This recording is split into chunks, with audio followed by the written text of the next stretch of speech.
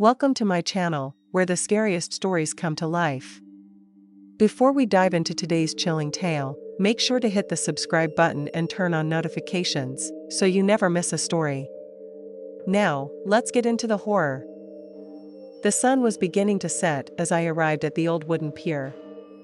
The sound of the waves lapping against the shore was soothing, and I couldn't wait to cast my line and feel the thrill of reeling in a big catch. The pier had always been my favorite place to fish, with its secluded location and peaceful ambience. As I set up my gear, I noticed a strange mist rising from the sea. It was a dense, thick, opaque fog that crept over the pier like a ghostly hand. I shrugged it off at first, thinking it was just the evening chill setting in. But something felt off as I settled into my spot and cast my line. I couldn't shake the feeling that I was being watched. The fog seemed to swirl and shift whenever I glanced around, like a sinister presence lurking just beyond my sight. I tried to ignore it the best I could, focusing on my fishing, but the feeling grew stronger.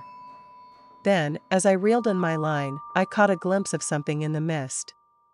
It was faint, a shadowy figure, like a ghostly form hovering just beyond the fog. Was it my imagination? Or was there actually something there? As I watched, the figure grew closer, and its features became more distinct. It was a woman with long, dark hair. She was pale, almost translucent in complexion. She floated just above the water, her eyes fixed on me with an eerie intensity. I tried to rationalize it, thinking it was a trick of the light or some sort of reflection in the water. But the damp air around me grew colder, and the hairs on the back of my neck began to stand up. I tried to back away, but the figure seemed to follow me, its eyes never leaving mine. She was trying to communicate something I couldn't understand. As the mist grew thicker, the figure came closer, her expression twisting into something dark and menacing. I felt a sense of dread washing over me, a feeling of impending doom, and then, just as suddenly as she had appeared, the figure vanished into thin air. I was left standing there, my heart racing and my mind reeling. Had it been real? Was this just some sort of hallucination brought on by the fog?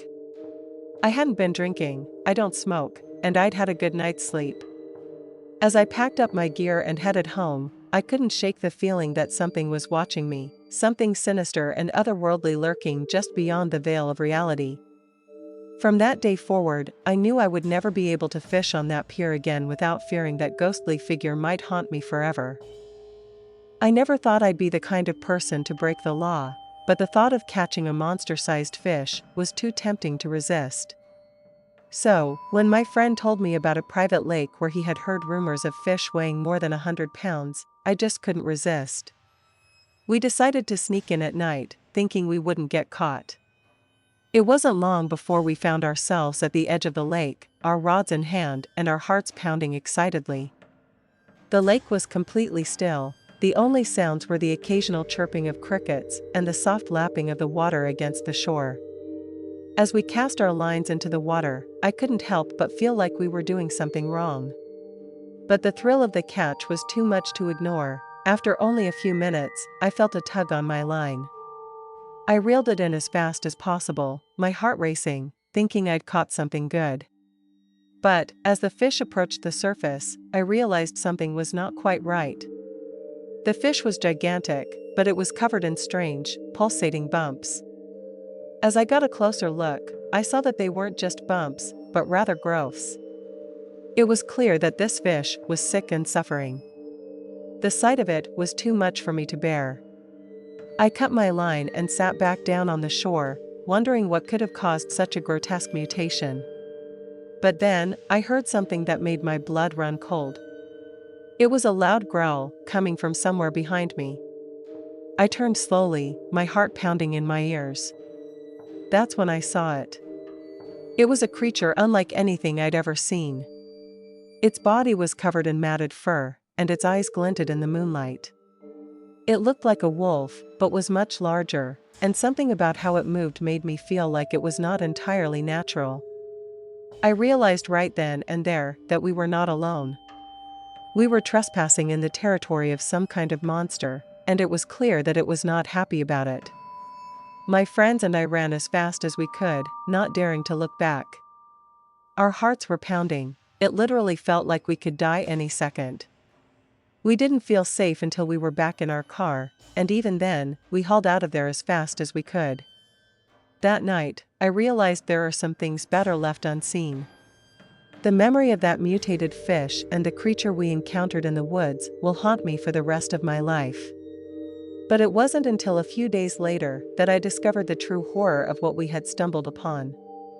I was scrolling through the news on my phone when I came across a story about a local laboratory that had been shut down due to illegal experiments on animals. The laboratory was allegedly just a few miles away from that private lake where we had gone fishing. The article described the experiments as gruesome, including creating animal mutants through genetic manipulation. My stomach churned as I made the connection. The sick fish we had seen and the unnatural creature in the woods were all the result of that laboratory, I was sure of it. I couldn't shake the feeling that we had narrowly escaped something far worse that night, and I couldn't help but wonder what other horrors were hidden in the woods around us, waiting to be discovered by unsuspecting visitors like ourselves. I had always dreamed of going on a fishing trip to the Florida Keys, so I jumped at the chance when my buddies invited me to join them for a weekend trip. We arrived at our rented house on the water's edge on a Friday evening, ready to spend the next 2 days catching some big fish. We were all very amped. The house was a charming old beachfront cottage with peeling blue paint and a wraparound porch that faced the water. It had 3 small bedrooms, a cozy living room, and a fully equipped kitchen. We were thrilled to find a dock in the backyard with a small motorboat tied to it, which was perfect for our fishing trip. The first day went by smoothly. We woke up early and headed out to the ocean with our gear, and within just a few hours, we caught some decent-sized fish. We decided to head back to the house to cook our catch and rest up for another day on the water. That night, things began to feel odd. Sitting around the campfire, we heard strange noises from the nearby woods. Something was moving around, but we couldn't see anything in the darkness. We went to bed, and the following day, we woke up early and returned to the water. This time, however, things felt different. It was hard to put my finger on it. The water was choppier, the sky was overcast, and an eerie silence hung over everything. It was like the world was holding its breath. As we started to fish, I noticed the water was murky and dark, almost like it was hiding something it didn't want to show. But we kept at it, hoping to catch something big. Then, something went wrong. My friend Jack suddenly yanked on his fishing line, and we all rushed over to see what he had caught. But when we looked closer, we noticed it wasn't a fish at all, it was a human hand. Of course, we were all horrified. We had no idea what to do. We quickly pulled in the line, hoping it was just a fluke, but as we continued to fish, we kept pulling up more and more human remains. Bones, limbs, even a skull. We knew we had to get this to the police ASAP, but as we tried to start the engine to get away, in a cliché manner, it wouldn't start. We were trapped on the boat with this gruesome discovery, and there was no way out. That's when we saw a figure moving through the water, towards us. It was a man, but he was covered in seaweed and algae, and his eyes were cold and dead. He started to climb up onto the boat, and we all stumbled back in terror. We fought back as best we could, using anything we could find, fishing rods, anything, to poke and prod him to get him off, but he was relentless. His movements were jerky and unnatural. He lunged at us, trying to bite us with his sharp, broken teeth, and then we realized this was no man at all. He was some sort of creature from the deep. We tried to reason with it, to plead with it to let us go, but it was too late. The creature was upon us, trying to tear at our flesh with whatever claws and teeth it had. It was like a nightmare come to life, a creature straight out of a movie, like the creature from the Black Lagoon. I don't know how we all survived that day. I don't know how we made it back to shore. But luckily, one of us finally got the boat moving. We used the momentum of the boat jerking, along with everything we had, to knock it back into the water. We started hauling as fast as we could, doing everything possible to save our lives. After we got to shore, we tied up the boat, locked all the doors and windows, and made sure nothing could get in after what we'd experienced. Later, we did some digging and found out there had been a series of disappearances in the area, and that a creature like the one we saw had been encountered by many people. But that memory never fades for me. I'll never forget that thing. A lot of people think this monster is some sort of local urban legend, but I know it's real. I don't care if people believe me or not, I know what I experienced. It was a pretty hot summer day, and I decided to take a break from the city and spend some time fishing at the local state park. I packed my gear and drove to the park, eager to relax and enjoy the peaceful surroundings. As I arrived, I noticed a small group of people standing near the water. They looked like they were in their mid-20s, and they all wore black robes with hoods that covered their faces. I thought it was kind of weird, but, people LARP and do all kinds of stuff like that around here, so I tried not to pay too much notice. They didn't seem to notice me as I walked by, but I couldn't shake the feeling that something was off about them. I found a quiet spot by the water and cast my line. The fishing was good, and I caught several fish within the first hour. Every time I looked up, I noticed that the group of people in black robes had moved closer. They seemed to be watching me, and it made me uncomfortable. As the day went on, the group grew larger as more of them arrived in the park. They all wore black robes and hoods, and they all seemed to be focused on me. I felt like I was being stalked, like I was some sort of local celebrity. As the sun began to set, the group of people moved closer once more. They formed a circle around me, and I felt trapped. They were so close that I could see their faces now. They looked strange and almost otherworldly. Their eyes were dark and hollow, and they had strange markings on their skin. One of them stepped forward and spoke to me in a low, hissing voice. "We've been waiting for you," they said. "You're the sacrifice." I tried to run, but they were too quick. They tripped me up, grabbed me, and dragged me into the woods, their voices echoing in my head. I was terrified and confused. What the hell was happening to me? As we entered the woods, I saw they had built some sort of makeshift altar out of stones and twigs. They pushed me onto it, and I felt a sharp pain in my chest as they began to chant. I almost couldn't move, I felt paralyzed. I don't know if it was from fear or something else. Suddenly, the chanting abruptly stopped, and the group looked up. I heard a deep growling coming from the woods, and then I saw a pair of glowing eyes in the darkness. Leaving me alone on the altar, I looked up and saw a massive creature standing over me. It had razor-sharp claws and teeth, and it was covered in disturbing-looking fur. I realized the group had summoned it and intended to sacrifice me to it. The creature looked down at me, and I felt its hot breath on my face. I closed my eyes, waiting for the end, but instead, I heard a deep rumbling growl. When I opened my eyes again, the creature was gone, and I was alone in the woods. I stumbled back to my car, shaken and absolutely terrified. As I drove away from the state park, I realized the group had been worshipping something beyond human understanding. That creature was likely whatever god they had been praying to. I don't know why it didn't kill me. I have no idea why their sacrifice didn't go as intended. My only guess is that it went after them or something else. If anybody has any idea what I survived or how I got out of it, please let me know. I had always been fascinated by the great outdoors and the beauty of nature, so when I heard about Yosemite National Park growing up, I knew I had to go. I packed my gear and set out on a hiking and fishing trip, excited to explore the park's crystal-clear streams, towering trees, and breathtaking scenery. I had been hiking for quite a few hours, taking in the sights and sounds of the forest, when I realized that I had lost my way. The trail that had been guiding me seemed to just disappear, and I couldn't find any markers to guide myself back. I tried retracing my steps, but the forest was just too dense, and I couldn't tell which way was which.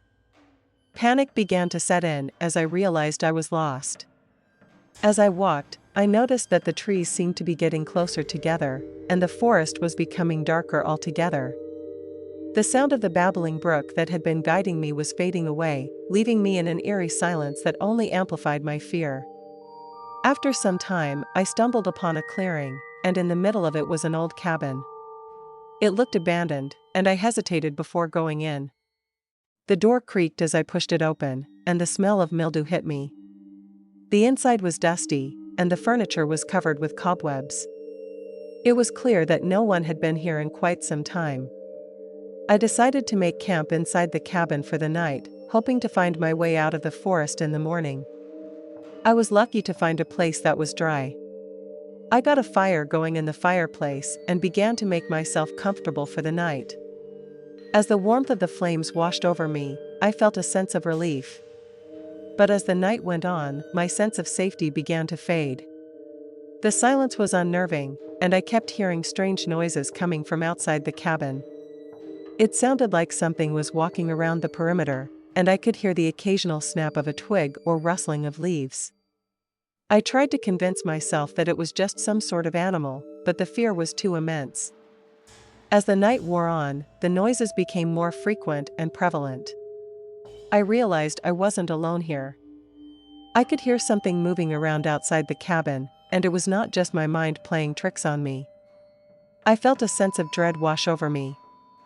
It sounded like something was trying to break in, scratching and clawing at the walls ever so slightly. I tried to ignore it as best I could, but the fear was overwhelming. I lay in my sleeping bag, heart racing, my eyes darting around the room, looking for anything. Every time I thought the noises had stopped and would begin to close my eyes, they would start back up again, even louder and more intense than before. It was like it was playing mind games with me. It knew when I was about to fall asleep. Finally, the noises stopped altogether, leaving me in an even more eerie silence. I tried to convince myself that everything was okay, but the feeling of unease lingered. I decided I couldn't stay in the cabin any longer and that I had to find my way out of this forest as soon as possible. As I stepped outside, I saw a figure in the distance, standing among the trees. It was tall and dark, and it seemed to be staring at me. I immediately stopped, stared right back at it, and the figure vanished into the forest. I ran in the opposite direction, trying to find my way out of the park, but the forest seemed alive all around me, as if it was trying to keep me trapped inside its depths. I heard more strange noises, and saw more shadowy figures in the distance. It was like I was living in a nightmare. The night was long, and my body was tired, but I knew I had to keep moving. I stumbled upon a river and followed it. This was my last hope. I hoped it would lead me out of the forest, but the river was treacherous, and the rocks were slippery. I fell several times, bruising my knees and scraping my hands. Finally, after what felt like an eternity, I saw a faint light in the distance. My heart leapt with hope, and I began to run toward it with all I had. As I got closer, I realized it was a campsite. There were a few tents set up, and I could see the glow of a campfire. I stumbled into the camp, gasping for breath, and the campers looked up in surprise. They were a group of 3 friends who had been hiking in the park for a few days. They gave me a fair chance and listened to my story, their faces full of concern. They offered me a hot meal and a place to sleep for the night, and as I sat by the fire, I felt the tension in my body begin to ease ever so slightly. I was grateful for their kindness and the safety of their company. The next day, they helped me find my way out of the forest. They were experienced hikers and knew the park well, and they helped me navigate the trails. We hiked for a couple of hours, and I felt relief wash over me as we got closer to the park entrance. As we emerged from the forest, I looked back at the towering trees, the dense undergrowth, and everything I had gone through. The fear I had felt the night before seemed distant and unreal, like a dream that had faded with the morning light. I thanked the group profusely for their help and set out on my journey back home. As I drove away from the park, I couldn't help but wonder if the strange occurrences of the night before were just my imagination, or was there something more sinister lurking in the forest? The memory of that night stayed with me for a long time, and I couldn't shake a sense of unease. Whenever I thought about it, I would get nightmares. But despite the fear and uncertainty, I knew I would return to Yosemite National Park one day. The beauty and majesty of the park were too great to resist, the lure of the wilderness too strong, and plus, I had to go pick up my camping gear eventually. Thanks for sticking around till the end. If you enjoyed the story, don't forget to give the video a like and leave a comment with your thoughts. And if you haven't already, hit that subscribe button and turn on notifications so you never miss a terrifying tale. See you in the next one.